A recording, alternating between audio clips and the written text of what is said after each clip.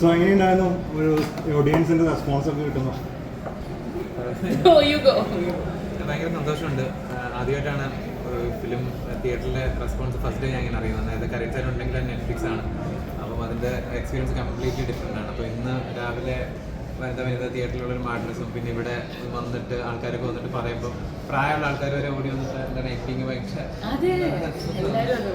അപ്പോൾ അത് ഭയങ്കര ഒരു സാറ്റിസ്ഫാക്ഷൻ തരുന്നൊരു കാര്യമാണ്.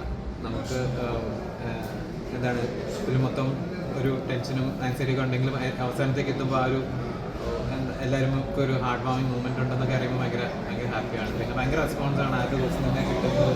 വളരെ നമ്മുടെയൊക്കെ എക്സ്പെക്ടേഷൻസ് ഭയങ്കരമായിട്ട് എക്സീഡ് ചെയ്തു. So we are all happy.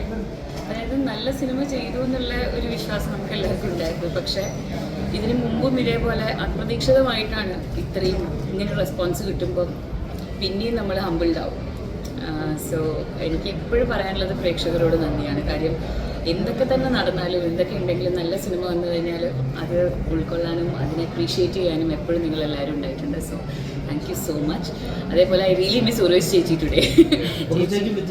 ചേച്ചി വിളിച്ചിരുന്നു, കുറേ നേരം സംസാരിച്ചു.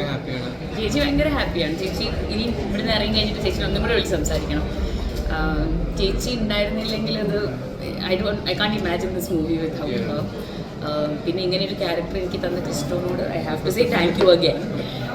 പിന്നെ ഓഫ്കോഴ്സ് ഇതിൽ വർക്ക് ചെയ്തിട്ടുള്ള കിരൺ ദാസ്, ചേനാഥ്, സുഷിൻ, ധന്യ, ഇവരെല്ലാവരും കൂടെ ചേർന്നിട്ടാണ്. പിന്നെ ബാബാസിൻ്റെ ആർട്ട് ഡിറക്ഷനൊക്കെ ഉള്ളതുകൊണ്ടാണ് ഇതിങ്ങനെ ആവുന്നത്.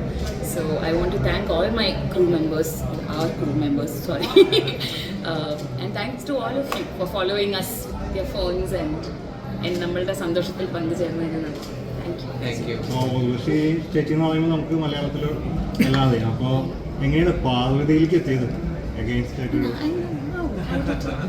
ഇല്ല, കഥ ആദ്യം ആലോചിച്ചിട്ട് പാർത്ഥയെ പറ്റിയാണ് ആലോചിച്ചത്. സ്ക്രിപ്റ്റ് പിച്ച് ചെയ്യാൻ തുടങ്ങിയ സമയത്ത് പാർത്ഥയുടെ ആദ്യം എത്തിയത്. എന്ത് ലക്കിയല്ലേ അങ്ങനെ ആലോചിക്കുമ്പോൾ. Like when writers or directors ആദ്യം നമ്മളെ പറ്റി ചിന്തിക്കുന്നു എന്ന് പറയുന്നതൊക്കെ എക്കാലത്തും ഭാഗ്യമാണ്. അത് എപ്പോൾ വേണമെങ്കിലും പോകാവുന്നതാണ്, എപ്പോൾ വേണമെങ്കിലും അത് നിൽക്കാം. Actors are just waiting to be chosen. അപ്പോൾ ഉയരയ്ക്ക് ശേഷമാണ് ഇങ്ങനൊരു സോഷ്യൽ റെലവൻസ് ഉള്ളൊരു ടോപ്പിക് എടുത്ത് ഭയങ്കരമായിട്ട് ഇപ്പോൾ ഇമ്പാക്റ്റ് വരുന്നുണ്ടല്ലോ ഭയങ്കരമായിട്ട്. അപ്പം അത് അങ്ങനെ ചൂസ് ചെയ്യാനായിട്ടുള്ള കാരണമാണ് അതിനിടയ്ക്ക് സ്ക്രിപ്റ്റ് അങ്ങനെ നോക്കുന്നുണ്ടോ? ഇല്ല, ഓഫ്കോഴ്സ് എല്ലാ സ്ക്രിപ്റ്റ് വരുമ്പോഴും ഞാൻ അത് നോക്കലുണ്ട്. അത് നോക്കിയിട്ട് കണ്ടുപിടിക്കില്ലല്ല, അതിൽ എന്താണ് പറയാൻ ശ്രമിക്കുന്നത് എന്നുള്ളത് മനസ്സിലാക്കാൻ ശ്രമിക്കും.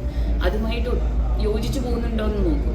അങ്ങനെയാണെങ്കിലല്ല സംവിധായകൻ്റെ ആ വിഷനുമായിട്ട് അതിനോടൊരു ന്യായം പുലർത്താൻ പറ്റില്ല, അല്ലെങ്കിൽ നമ്മൾ എത്ര ശ്രമിച്ചാൽ തന്നെ.